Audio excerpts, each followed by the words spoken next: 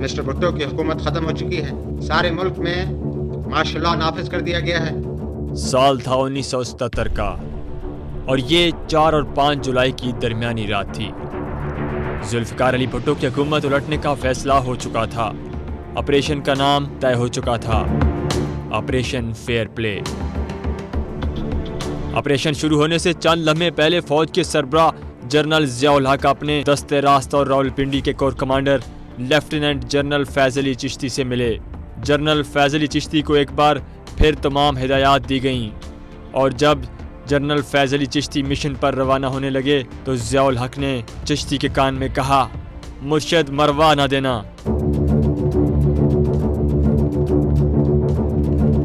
5 جولائی 1977 کا سورج طلوع ہونے سے قبل ہی پاکستان میں جمہوریت کی بساط لپیٹی اور ملک میں مارشل لا نافذ کیا جا چکا تھا۔ رات 4 جولائی 5 جولائی کو پھر حکم ہے کہ پرائم منسٹر سے گھر کے سے باہر کوئی نہ نکل سکے۔ جب ڈپلائمنٹ ہو رہی رات کو تو یہ ایکشن کرنے کے لیے میں نے حکم دیا ٹرپل بریگیڈ کمانڈر کو۔ جنرل ضیاء الحق نے ملک کے منتخب وزیر اعظم ذوالفقار علی بھٹو کو عہدے سے ہٹا کر اقتدار پر قبضہ کر لیا تھا۔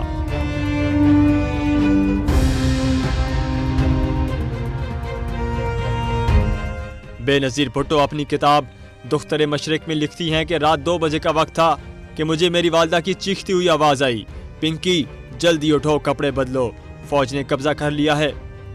پنکی گھبرا کر والدین کے بیڈ روم میں پہنچی۔ وہاں ذوالفقار علی بھٹو آرمی چیف اور اپنے وزراء کو فون کرنے میں مصروف تھے۔ اسی دوران حفیظ پیرزادہ کی بیٹی کا فون آتا ہے اور وہ بتاتی ہیں کہ میرے والد محترم کو مارتے پیٹتے لے گئے ہیں۔ دوسرا فون گورنر صوبہ سرحد کا تھا، جس کے ساتھ ہی فون لائن کٹ جاتی ہے۔ بے نظیر بتاتی ہیں کہ میری والدہ کا چہرہ پیلا پڑ رہا تھا۔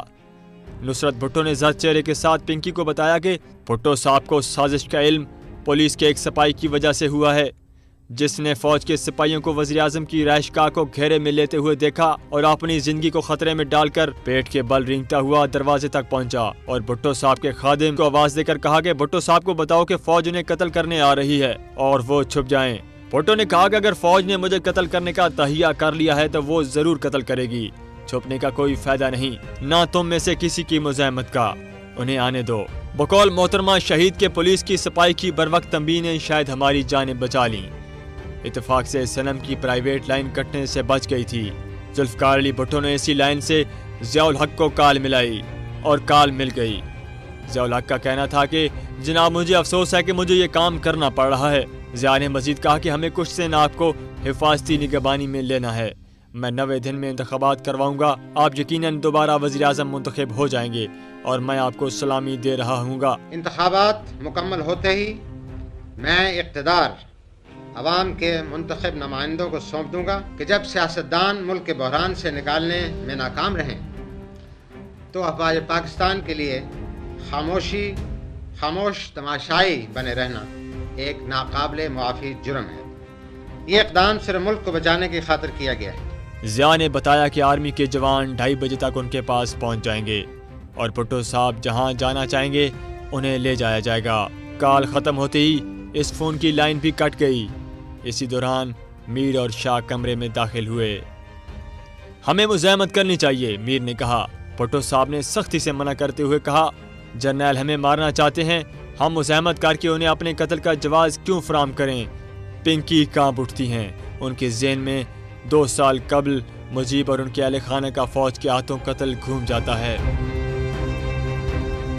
2:30 بجے تک کوئی جوان نہیں آیا۔ 4 بجے جا کر بھٹو صاحب کا ملٹری سیکرٹری پہنچا، وہ ضیاء سے مل کر آیا تھا۔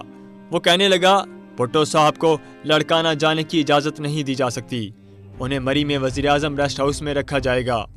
انتظامات 6 بجے تک مکمل ہوں گے۔ 2 گھنٹے بعد بھٹو صاحب کو بہرے نے بتایا کہ ریسٹ ہاؤس میں مینیجر کو جگایا گیا ہے اور صفائی کی جا رہی ہے۔ ضیاء نے کہا تھا کہ وہ 2:30 بجے مجھے گرفتار کرنے آئیں گے، اب 6 بجے ہیں، انہوں نے ابھی تک ریسٹ ہاؤس بھی تیار نہیں کیا۔